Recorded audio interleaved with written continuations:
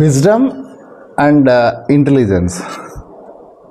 చాలామందికి అంటే ప్రస్తుతం అందరూ ఇంగ్లీష్ మీడియంలో చదివేస్తున్నారు కాబట్టి విజ్డమ్ ఇంటెలిజెన్స్ బాగా ఉపయోగించేస్తున్నారు, కానీ రెండు వేరు అన్నమాట.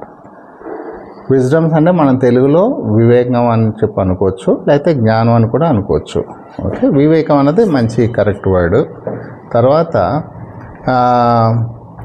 ఇంటెలిజెన్స్ అంటే మేధస్ అన్నమాట, మేధస్ అని చెప్పి అనుకోవచ్చు.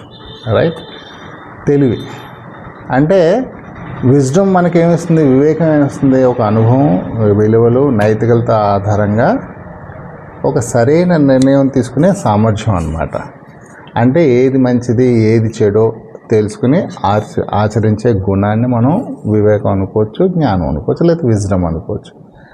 అంటే తన తప్పుల నుంచి నేర్చుకుని మారిన వ్యక్తిని వాడికి విజ్డమ్ ఉంది అని చెప్పి అనొచ్చు అనమాట. వేరేజ్ ఇంటెలిజెన్స్ అంటే ఏంటి, విషయాల్ని త్వరగా అర్థం చేసుకోవడం, సమస్యల్ని పరిష్కరించుకోవడం, నేర్చుకోవడం, అలాంటి చేసే సామర్థ్యం ఉంటే అది తెలివితేటలు. ఇది ఆలోచన, గుర్తింపు, జ్ఞాపకం వంటి మానసిక శక్తికి సంబంధించిందనమాట. అంటే ఒక సమస్యను తక్షణమే ఇమీడియట్గా పరిష్కరిస్తే కనుక ఆ విద్యార్థి చాలా ఇంటెలిజెంట్ అన్నమాట. ఓకే, సో ఇంటెలిజెన్స్ మనకి ఏం చేయాలో చెప్తుంది, విజ్డమ్ ఏమో మనం ఏది చేయడం మంచిదో అంటే ఇది మంచిదా కాదా అని చెప్పి చెప్తుంది. అంతే. Thank you.